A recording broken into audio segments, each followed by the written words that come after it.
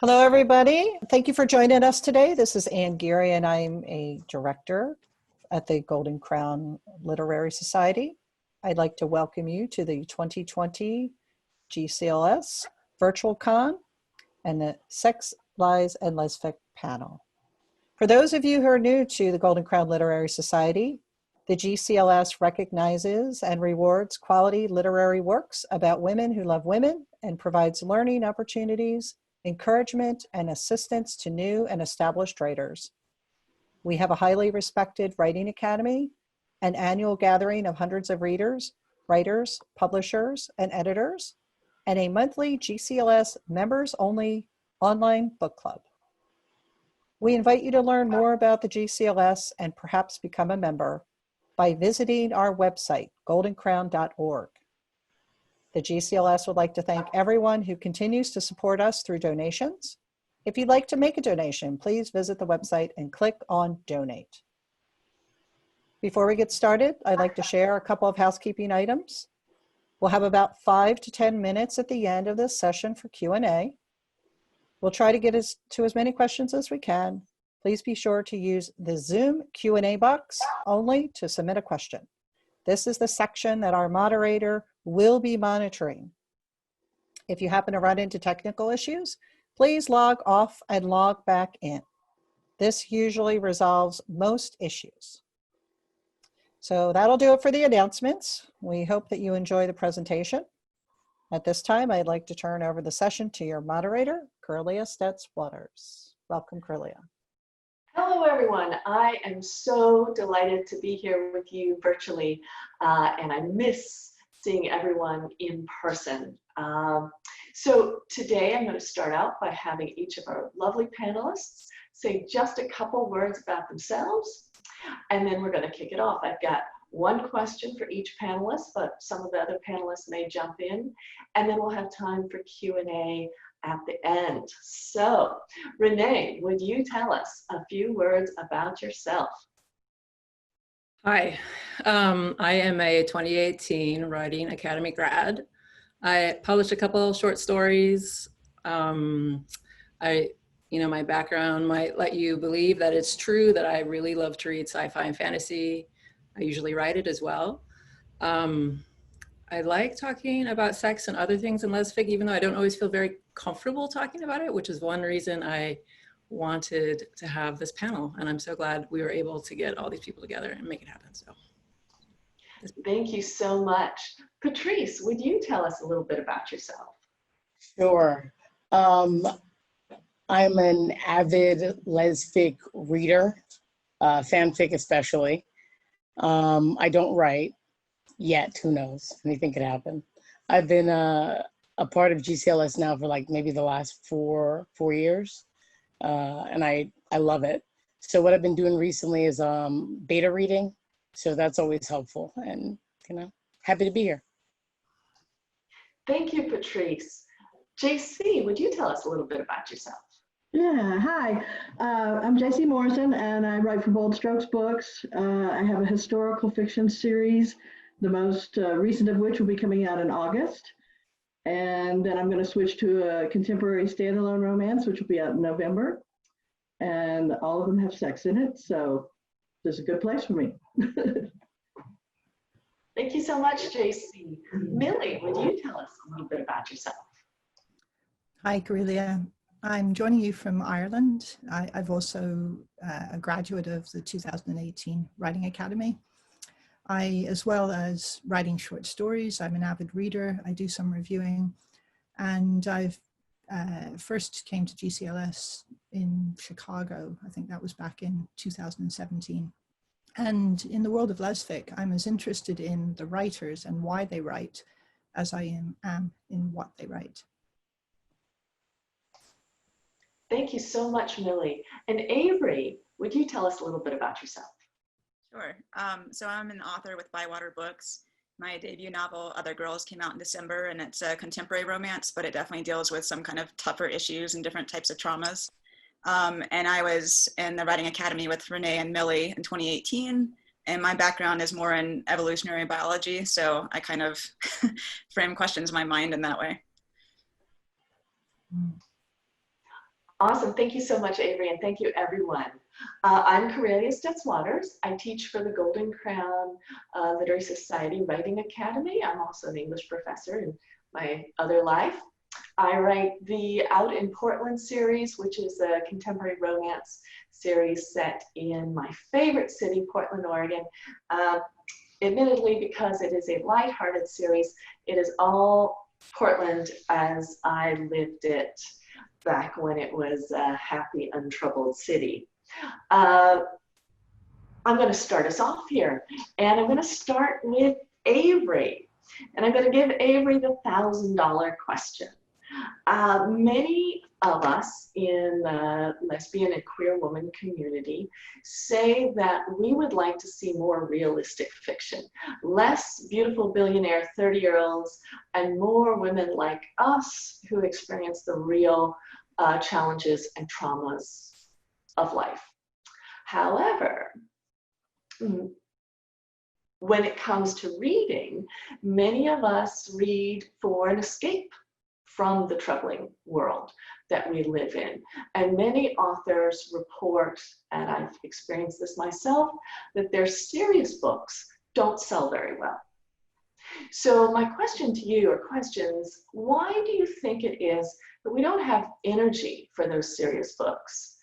And maybe an even more difficult question, why do we feel compelled to say we want them when, as a purchasing demographic, we don't actually buy them?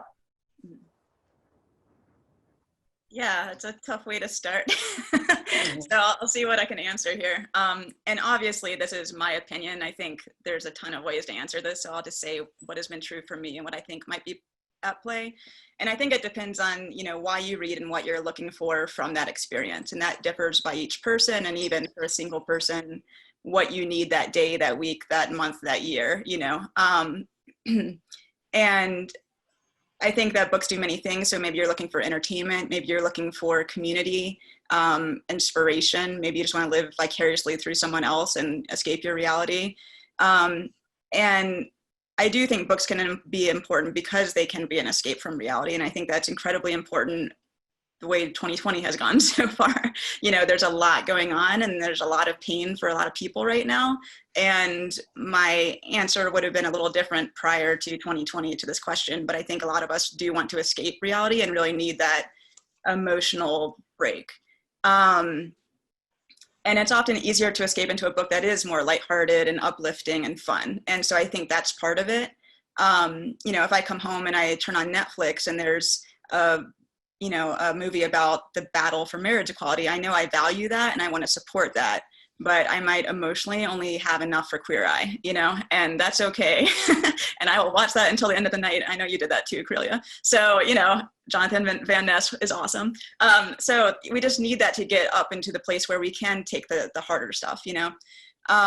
So personally, why I came to Lesfic was I lived in a place where there was really no LGBT community. And so I really, you know, would read nonstop on the weekends so that I could face my reality during the rest of the week.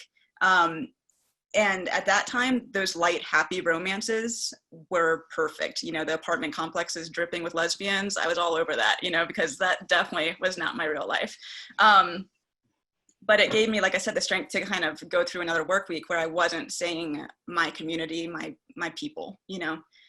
But personally, you know, I advocate for writing the hard stuff. My book, Other Girls, like I said, goes through different types of traumas. And I knew that was a risk I was taking to publish that, because if people are buying more of the lighthearted stuff, they might not buy the tougher stuff to read. But it was still important for me to kind of tell that story because, you know, you might escape into an uplifting book, but at the end, you know, I often thought, well, what about people like me who have been through different traumas? Like, do we find the happy ending? And I wanted there to be books like that, that say, you know, you can be not okay, or, you know, working towards okay, and you can still find love and get the girl, you know, or whatever gender you're going for. So, you know, but I also realize it's really emotionally trying to read books about trauma, especially if you've been through experiences like that yourself. So if you're already needing an escape, that might not be your first pick. I'm going to keep writing those books because I think they have an important place, and I know that people will come to them when they need them. But I do think it's important for people to think of their dollars as purchasing power and, you know, side with their beliefs. But I did want to add one kind of thought to this, which is that escapism isn't necessarily a bad thing or about avoidance. You know, I think it can be a form of power for our community. And what I mean by that is when you face a daily reality where you're a minority, there's discrimination, you're receiving comments against who you are as a person, maybe even the potential threat of violence for being just yourself, you know, reading about your community where there's powerful women who maybe have gone beyond that place in life or have found an empowered place, that's hugely important, you know, and it can be really inspiring, and it empowers you to go back and face your daily life. So I always pitted it escapism versus reality books, but I think there's power, empowerment still in the lighthearted stuff as well, you know, and it's just about making sure though that we use our dollars to support both, because if you're a writer who depends on the money you get from your books or what your publisher is saying in terms of how much it sells, you might not have the choice to write books that don't sell as well, even though they're important to you. So it's important for readers to realize that, you know, their dollar is their vote, and it does matter. Thank you so much, Avery. That's really important. Appreciate that. My next question goes to Patrice. Patrice, when we were talking about this panel, you mentioned that you had read a lot of books where the racially diverse character was half Asian. So diverse, but also someone who in the story potentially presents as white. Can you talk about some of the things that our community does wrong when writing racially diverse characters? And in particular, I'm curious about things that would be fine sometimes. There's absolutely nothing wrong with a character who's half Asian, but you notice this trend. So interested in things that are troubling or frustrating because they come up again and again and again from author after author after author. And also, part two, what can writers do, and maybe white writers in particular, to avoid these tropes and to write diverse characters well, but to avoid putting so much effort into it that in their attempts to get it right, they become stilted or artificial, somehow end up feeling forced? To me, diversity is extremely important. And I'm specifically talking about diversity in body types, shapes, and racial diversity. So how do we do this in Lesfic? One of the things I've noticed recently, in this case in 3 separate novels that I read in the last 6 months, is that authors will make a character half white, half Asian, which allows them to get points for being diverse, while the character is basically white with 1 or 2 things related to being Asian sprinkled in. Another thing I noticed about all 3 of those characters is that the author didn't make it clear that the character was half Asian until far too many scenes had already passed. I know that finding the right time to let your reader know the race of your main character might not be easy, especially since all 3 of these authors are white and no one wants to be clunky in their dialogue. But sooner is always better than later, to be honest. And if you're going to write a character that's a race or ethnicity that isn't your own, please do your homework. I'd also like to see more Lesfic with a Black lead character. To get there, I'm open to writers of different races writing such characters, but I can usually tell in subtle ways if the writer is Black or has good friends who happen to be Black. It shows up in ways like having your main character sleep with a satin head covering or a bonnet, a headscarf. Almost every Black woman that I know does this. There are even more things like not getting her hair wet just because she's taking a shower, or having another character think it's hilarious to throw her in a pool as a joke or splash her with water at a pool party. None of that would be funny to a Black woman. And if someone were her friend/lover, they would know that too. However, a writer may be able to get around this if they have a couple of different Black people. It can't be just one. Beta read the story before they publish it. There are other things that would make a Black character, lead character different. It's not just hair, but I really don't have enough time to go into it. So I would say do a little bit more research if you're writing it. In regards to diversity of body types, I know a couple of authors who do a great job with this. Jay and Rachel Gold come to mind. I just finished a Shifter book by Jay where she went out of her way to explain that mass doesn't come from nowhere. It explains why the main character, who was also a cat shifter, was solid / muscular and tall when in her human form, yet easily turns into a 400-pound cat while in animal form. I love this because it's something that has never made sense to me about werewolves and shifters in general when I saw them in other media. I mean, you only have to look at MTV's Teen Wolf from a couple of years ago to see how wrong TV writers can get it. Plus, I think the lesbian community can be at the forefront of changing minds in regards to what is considered sexy. Women who are chubby, curvy, and fat are all having sex in the real world, so people find us attractive, yet you would think we were repulsive because we are so rarely shown as sexual / attractive in Lesfic.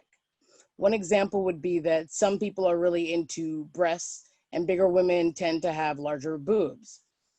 After all, breasts are basically fatty tissue, and it stands to reason that women with more fat on them would also have bigger breasts. I've actually read another J book where one of the main characters thought about how attractive she found the other woman's bigger chest. And that was also a bigger woman overall, so you see. While the co-lead was more of your typical thin type that you usually see.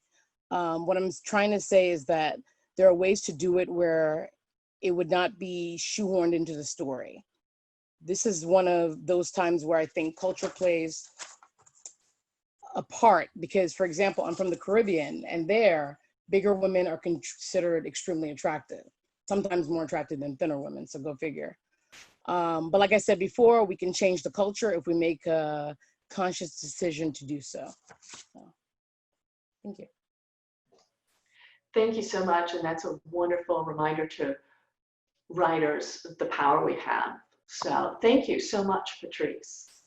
And Renee wanted to add a comment to that. Jump on in there, Renee. Thank you, Patrice, for giving all that information. I find it really helpful. And I am, you know, kind of beginning at the beginning of my writer career. I mean, I've been writing for a long time.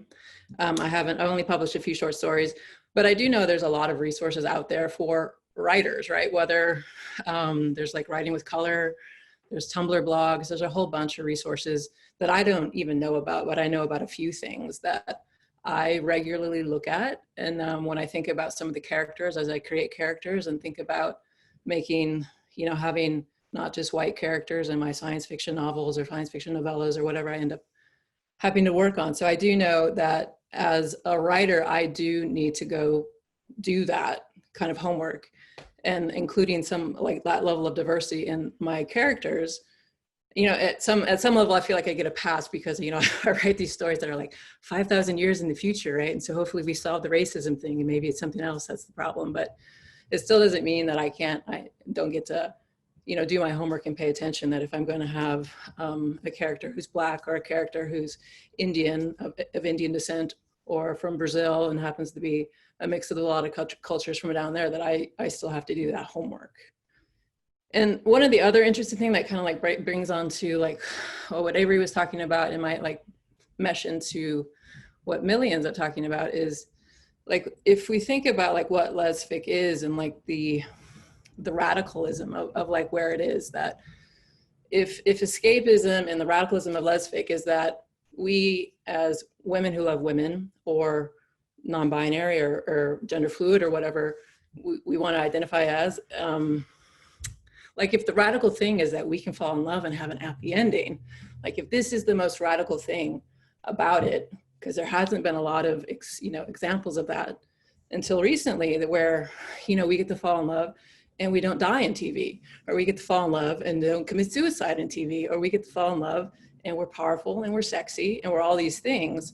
If that is the most radical part of it, then I'm like, I totally agree with Patrice. I'm like, well, let's look at the things that are part of that equation. It's like, if it's the two women like, can we have more body variety? Can we have more racial diversity? Can we have more, does everybody have to be super fit and equally abled in order to participate in loving, happy, successful relationships? And I don't, it'd be really nice if, tomorrow we all woke up and said, I'm going to write that book. And if you want to write that book, please go write that book. But it can also be like these really small shifts of saying, oh, I want to make my character 20 pounds heavier than I thought she was yesterday when I was imagining this profile. Maybe 40 pounds heavier. Maybe she's a size 14 and not a size 6.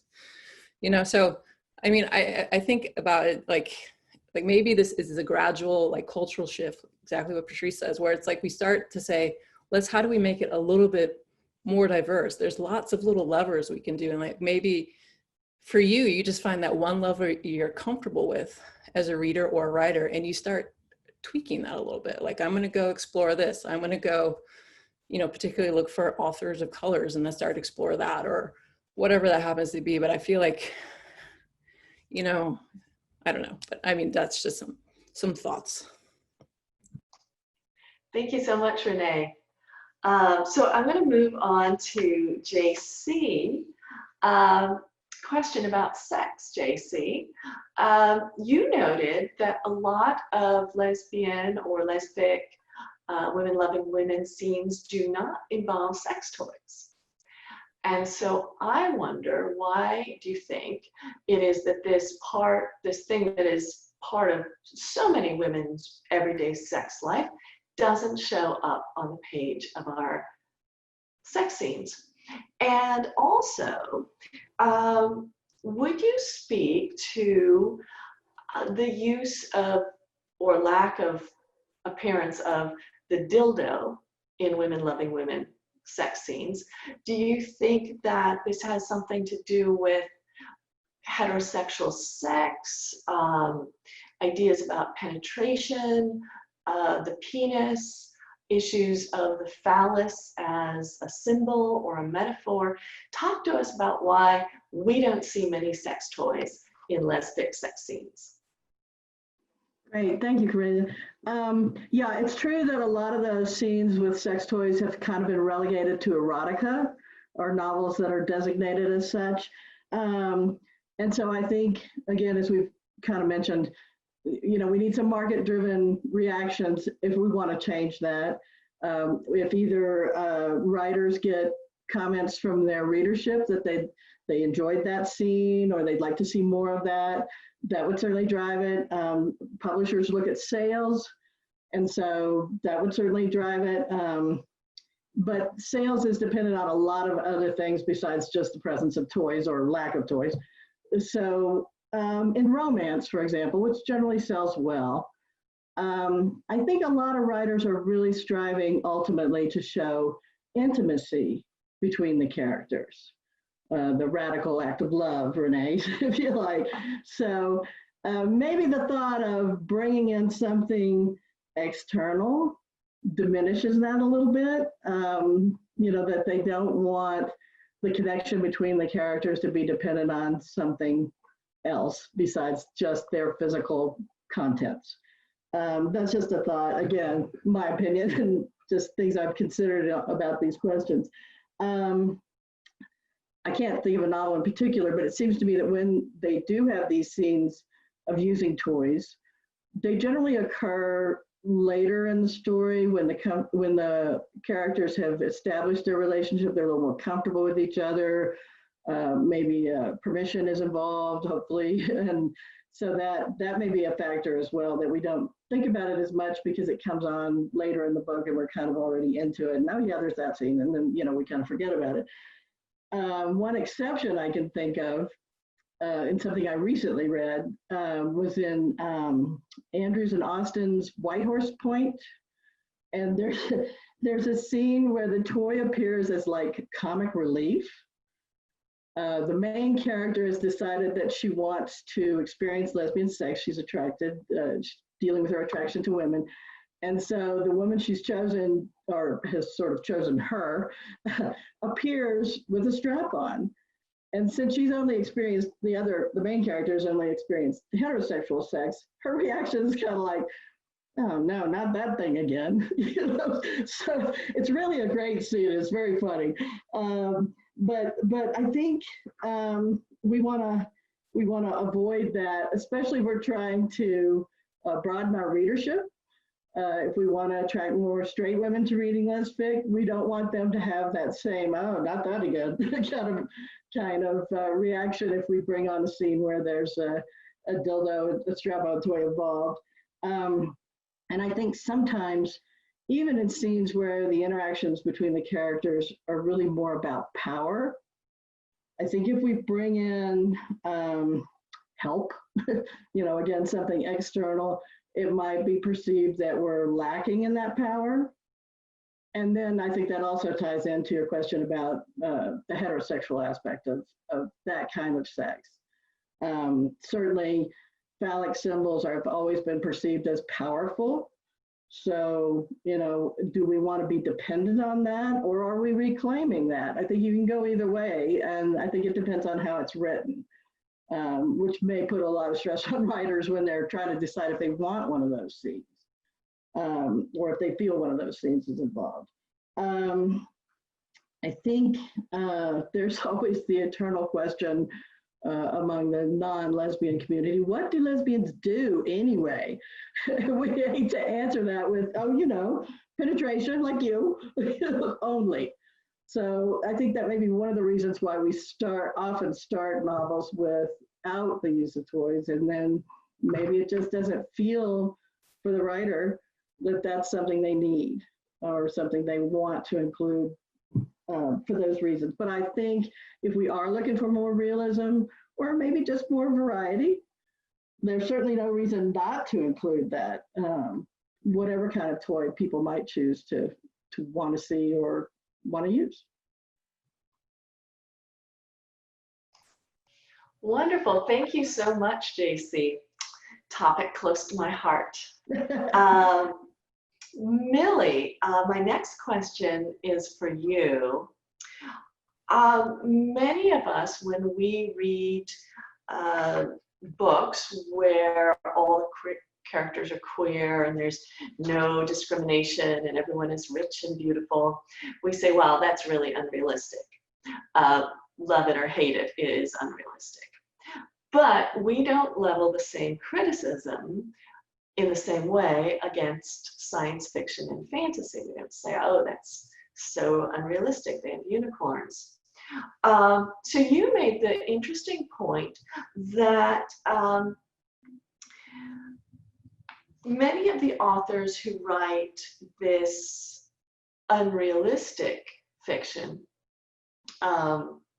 might just as well be said to be world building, the same way a fantasy or science fiction writer is world building. Could you talk a little bit about our experience of these books and how it would change if we understood these unrealistic worlds not to be incorrect or unrealistic versions of our world, but actually built worlds, created worlds in the same way that a science fiction writer, say, would build a world?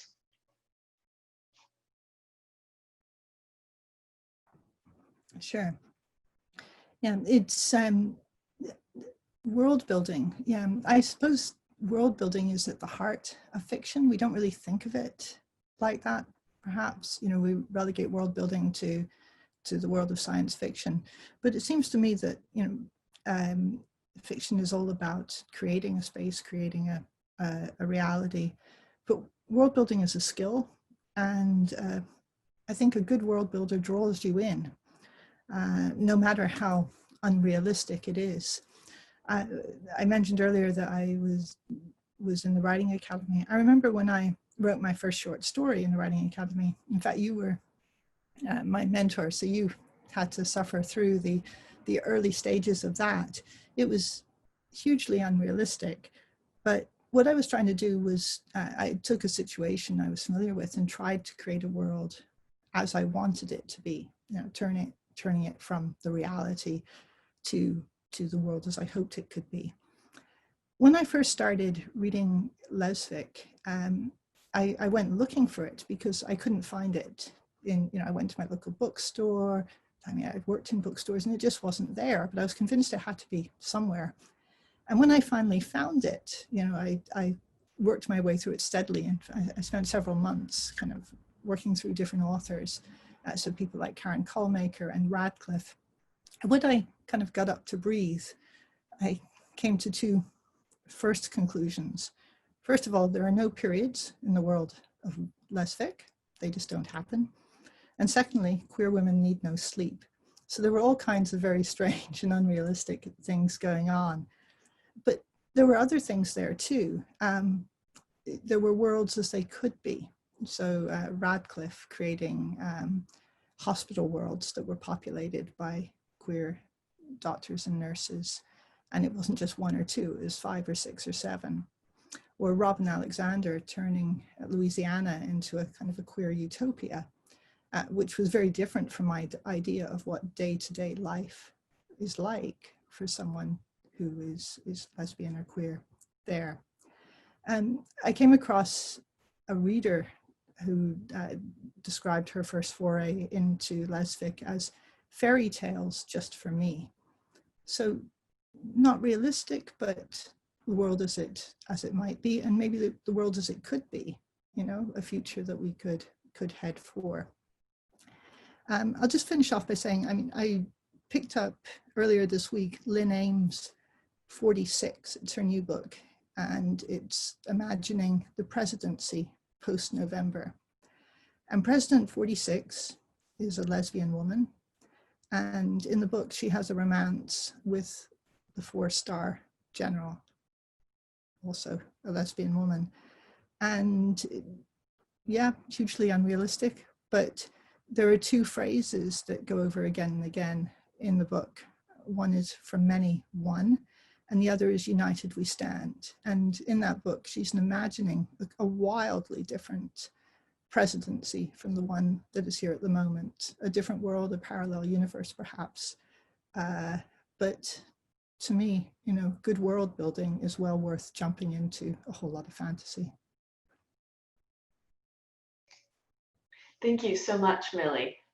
Really appreciate that. I have a question for Renee next.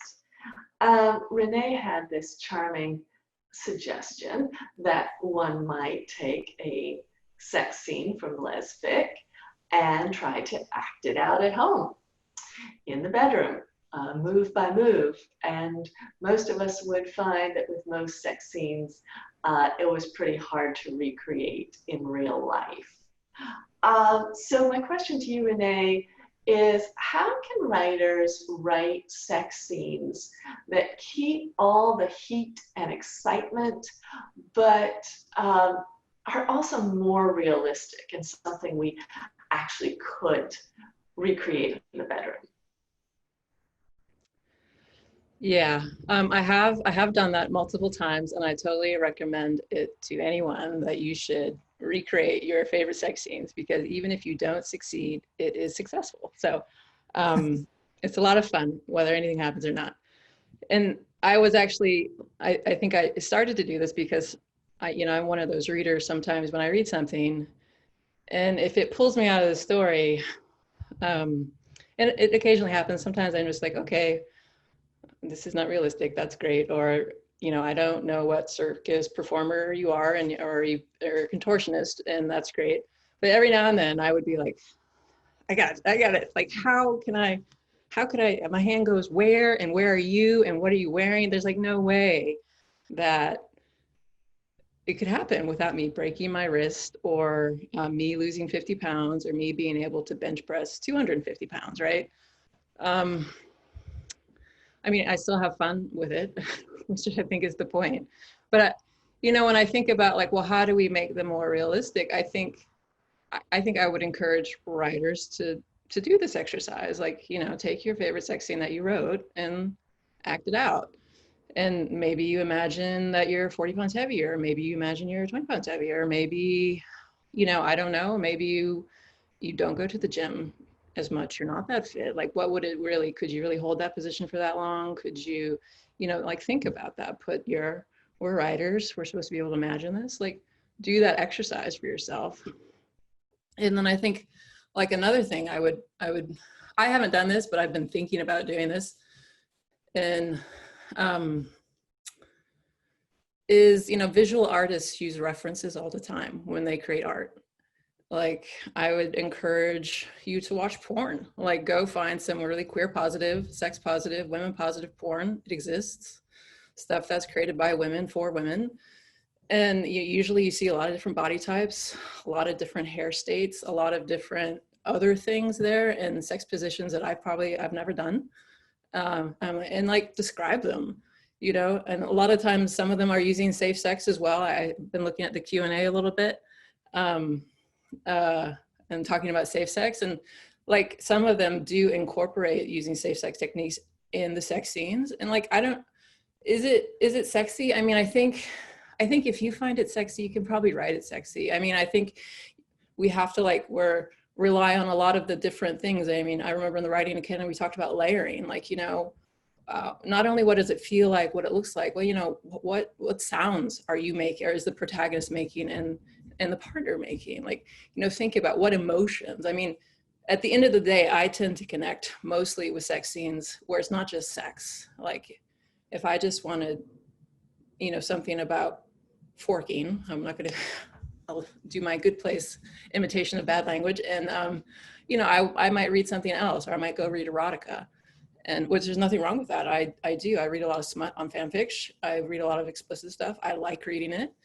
But really what works for me is when there's the emotional connection. So I think the challenge is how do you impart all of these physical things that are happening in a way that emotionally connects with you? And I'm not saying it's easy. I don't think I've managed to do it myself as a writer. I really appreciate those writers that do it well. But I think I would appreciate more realistic sex. I would appreciate, we've already talked about body type, things that, it's like incorporating not just dildos and strap-ons, but, vibrate. There's a lot of other sex toys in the world out there. So it's not just that. There's a lot of other sex acts other than just oral and fingering, let's see more of that. Anyway, end of TED Talk. So those are some thoughts. Awesome. Thank you so much, Renee. So I'm going to take a look at the Q&A here, and then I have a couple other questions for our panelists that I might toss out there. So opening up the Q&A. All right. Okay. So here's a question from Janice Torres. I hope I pronounced that correctly. I mean, we say we write what we know. How can we put ourselves in shoes we have not worn since birth and write about it? Such a good question. Does anyone have any thoughts on that?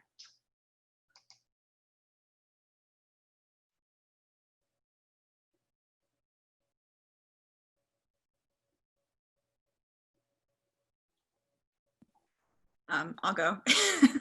I don't have anything brilliant to say, but I guess, if you haven't experienced too much on your own, it goes back into what Patrice was talking about, of do your due diligence, and do research, talk to people who have more experience, and, maybe enjoy the experience of getting more experience too, and trying things out, as Renee said as well.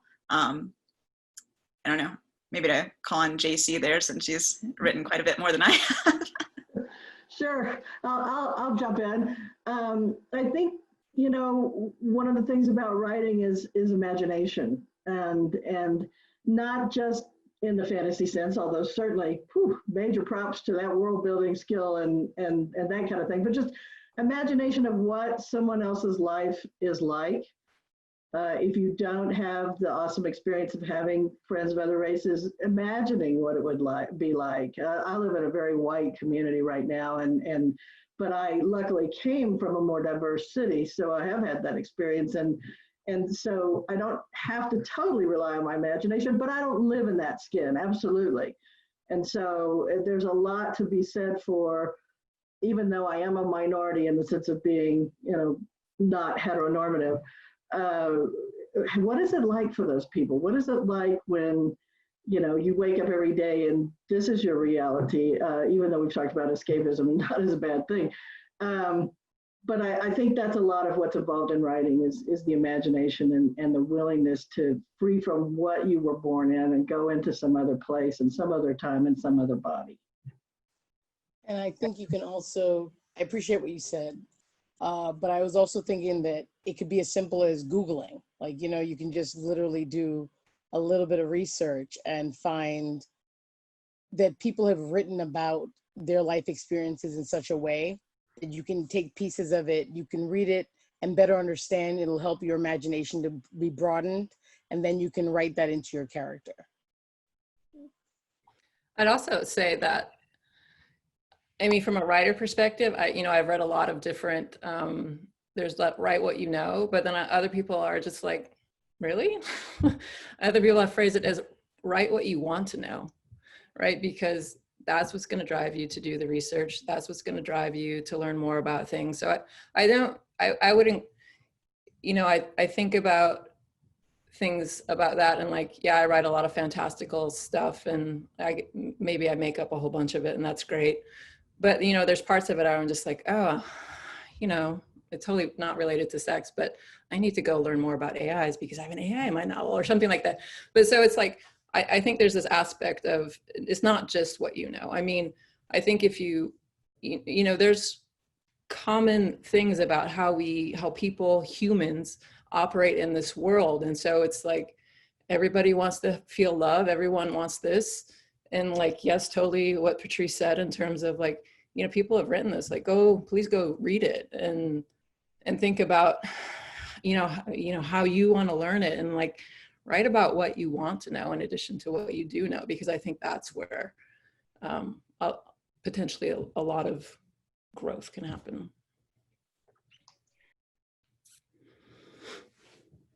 These are wonderful answers. And Patrice, you already spoke to this in your answer, but to amplify that, a couple people in the Q&A asked for specific resources that a writer might use to educate themselves.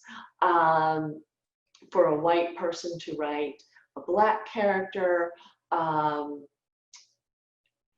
let's see. Yeah, that's the big question. What specific things could a white writer turn to, resources to help them write characters of color well? Does anyone have any specific books, websites, videos, techniques, organizations that they look to help with this really important topic? Well, there's one thing that's occurred to me. There's a part of Tumblr, it's called Writing with Color. And so someone can go there and read up on different people's opinions. There's certain TV shows and things they can watch. I jokingly say that there's a TV show called Queen Sugar. And I joke that it's a great Black show for people who aren't Black to watch. Actually, a lot of people love it too, but it's amazing. Because Ava DuVernay, it's on Oprah's Own, and Ava DuVernay's directed it, and she does this great job of giving you these characters that feel lived in, but they're not perfect Black people, but they're not necessarily the stereotype, even though one of the characters, he'd been to jail before, you know what I mean? So there's a nuance to the characters, and the acting is amazing, and even the way she filmed it is so great that one of the actresses on it, Rutina Wesley, she was in True Blood, and she said that when she first saw herself on screen, the way that Ava filmed it, she'd never seen herself look so beautiful.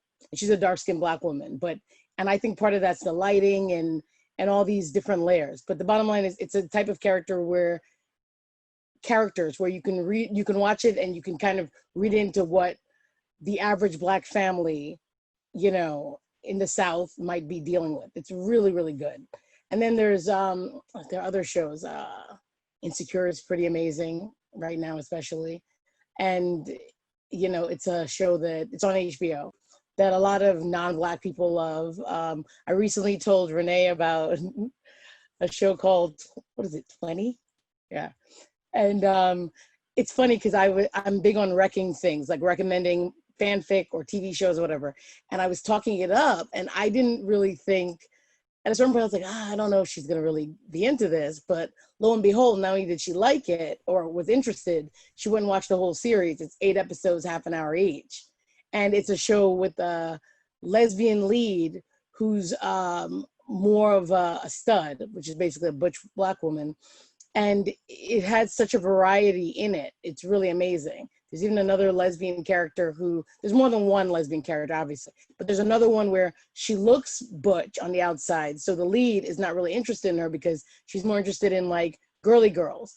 And that other woman has to school her and tell her, you can't tell anything about me other than the clothes I'm wearing from the way I look. You don't know what I'm like when you get me in a bedroom. And I was like, that's powerful. You don't see that much on TV. It's so good.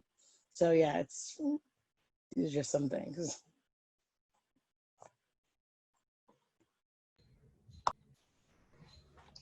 Unmute myself. Thank you so much for that answer. That's awesome, and those are wonderful recommendations.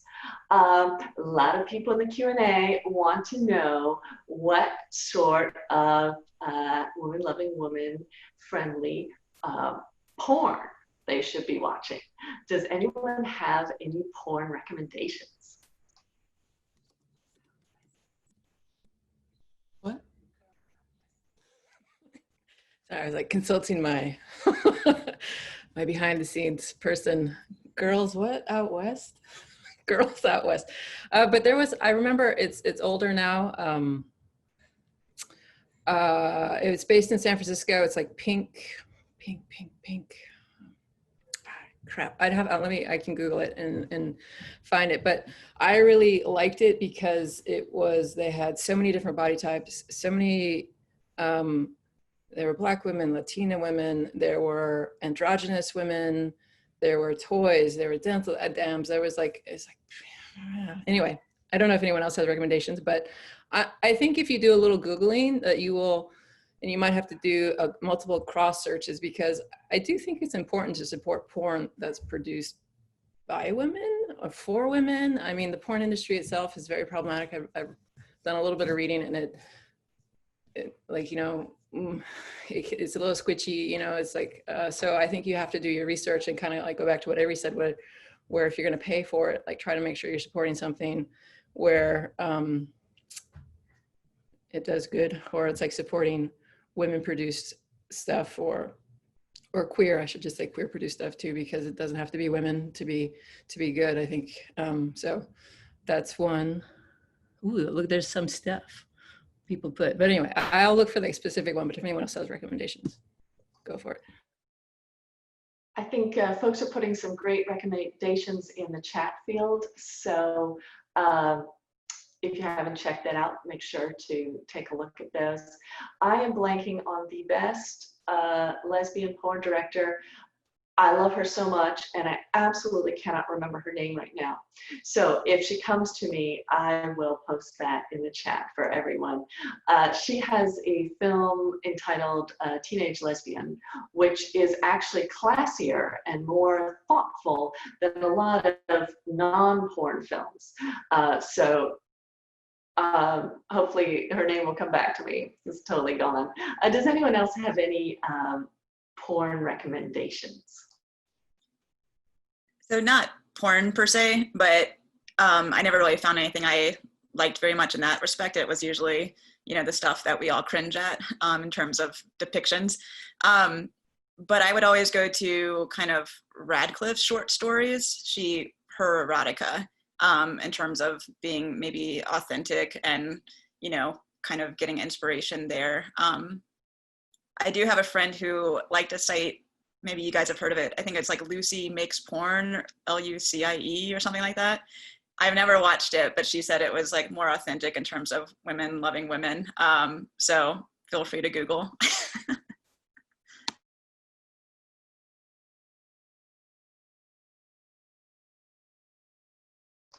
All right, wonderful. Thank you.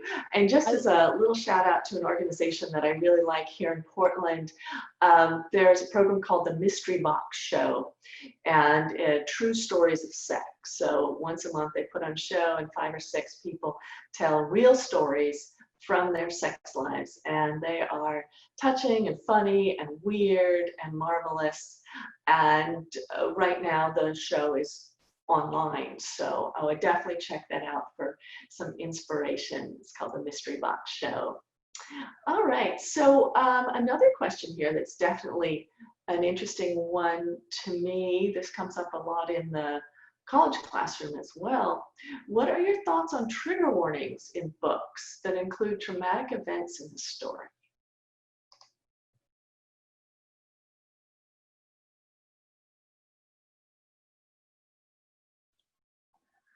Yeah, we did a panel on triggers a couple of years ago in GCLS, and you know, as you might expect, we kind of get a mixed answer to that.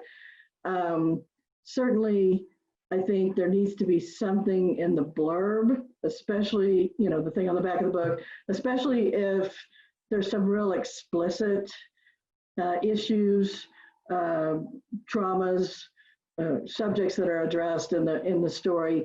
But I think most readers don't really want like a big sticker on the front that says, you know, sexual abuse or sexual harassment in this book or something like that, because if it happens organically in the process of the story, it doesn't have to be totally jarring. Certainly we don't want to, you know, have people repeat a bad experience that they had in their own heads, but sometimes it helps to resolve it. Especially when the character resolves it, and it kind of gives them some steps that they might try or have certainly, I'm sure, have tried. I think that's part of the answer I would give on that.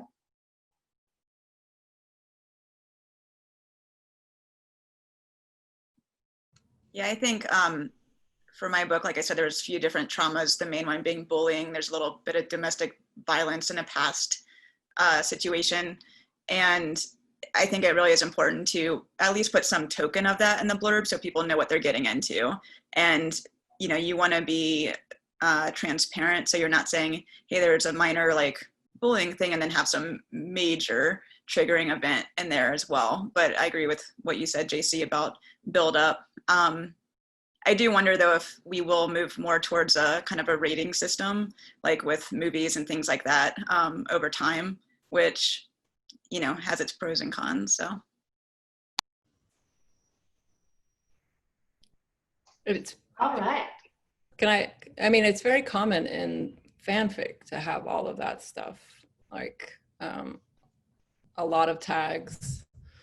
And I usually don't always look at them, but I mean, I do sometimes feel like if like that level of self-tagging can help readers find much more exactly what they're looking for. So it might be one of those things where if you don't want the tags, then you know what, you don't look at them. And but if you do need the tags, then they're there for you to help read stuff that makes you feel safe. I don't know. All right, I've got maybe time for 1 or 2 more questions from the Q&A, and then I will pose to the panel my very favorite question that I ask any opportunity I can get. Let's see here, from Elaine Burns, is more physical description better or less? Let the reader imagine or leave nothing to the imagination?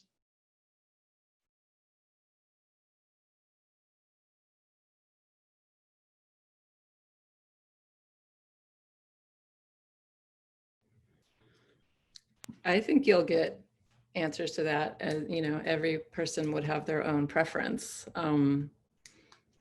I like explicit stuff. I will admit that. I read a lot of smut. I find that's part of my escapism.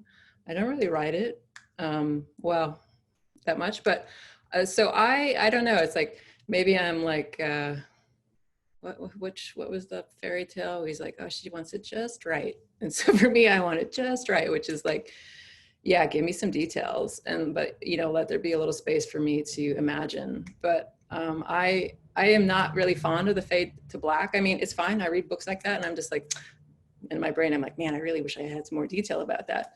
Like what happened in the fade to black. But I totally respect people who do both, because I know it doesn't work for everyone, but it does work for me.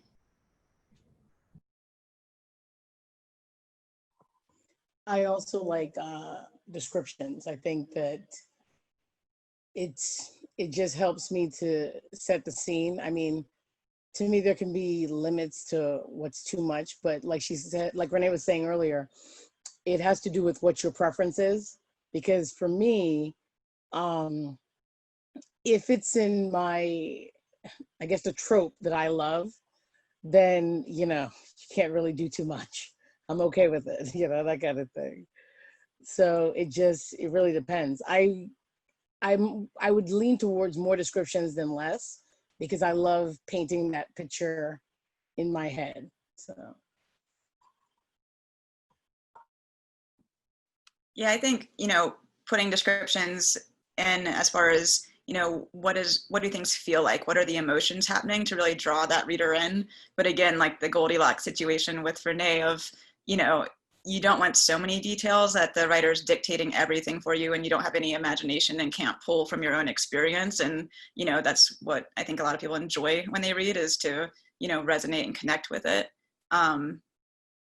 And I don't know, I had some long discussions about whether fade to black is, a good choice. And even for my own book. And as a reader, I would sometimes feel gypped. You spend all this time and you're like, seriously, but for me, it's also about, that's part of the character arc, is in a romance, that's part of the love story, is finding that connection, even, moving through, not just sex, but more the connection. And Cornelia, you did a lecture for our Writing Academy class where it was talking about, make sure you match, the terminology, which we'll get to in a minute, with the character description and who your character is. Like, how would they act in a sex scene? What would they say? And that really has resonated for a long time with me. So, as long as it's in line with who that character is and doesn't pull you out of the story, I think, description can be pretty important. Thank you. And that's a wonderful transition to my very favorite question. And I apologize to those in the Q&A that we didn't have a chance to get to. I hope that you'll reach out to these wonderful panelists and keep this conversation going. And be sure to read the chat, because there's some great recommendations in there from your friends at the GCLS. So my very favorite question of all time, what are your favorite or least favorite, or just some notable words for the female sexual anatomy?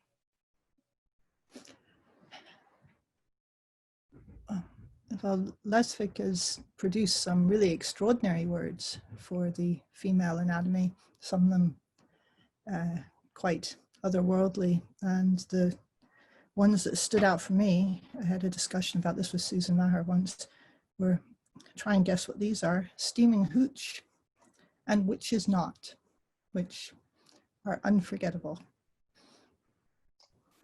Thank you, Millie. JC, you talked to us about sex. What you got?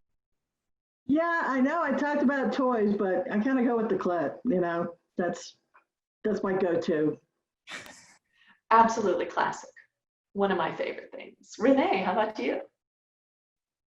I would say in my personal life, discussing it, I'm very 8th grade, and I say hoo-ha, or vajayjay. I have to, and I you asking me these questions, why do I use those terms? Why can't I just say vulva or vagina or clit? I say I think I'm comfortable with clit, but I don't think actually in any, even in my more explicit work where there was more sex, I think I might have just been just down there. So I think that's a good area for me to think about and get more comfortable with, owning those words. Thank you so much. That's an important issue, owning those words. And I think we are not given enough positive words for the female body. Patrice, do you have anything for us?